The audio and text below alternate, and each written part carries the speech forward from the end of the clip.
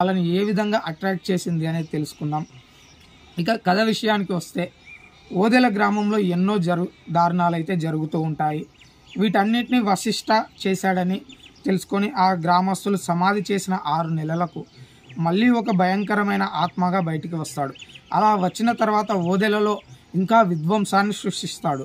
మరి అతన్ని కట్టడి చేసేందుకు గ్రామస్తులు శివశక్తి అయినటువంటి భైరవి అంటే ఇక్కడ తమన్నా సహాయాన్ని పొందే క్రమంలో ఏం చేశారు, మరి తిరుపతి మరణం వెనుక అసలు కారణం ఏమిటి, దుష్టశక్తికి దైవశక్తికి నడుమ జరిగినటువంటి పోరాటాలు ఏ విధంగా ఉన్నాయి, ఇందులో ఎవరు గెలిచారు, భైరవి ఓదెల గ్రామానికి ఎందుకు రావాలనుకుంటుంది, తిరుపతికి భైరవికి ఏం చేస్తాడు అనే విషయాలను తెలుసుకోవాలంటే ఖచ్చితంగా ఈ చిత్రాన్ని చూడాల్సిందే. మరి ఈ సినిమాలో ఉన్నటువంటి ప్లస్ పాయింట్స్ ఏమిటి అంటే ఈ సినిమాలో అంతా మెయిన్గా 2 పాత్రలపై ఆధారపడి ఉంటుంది. ఒకటి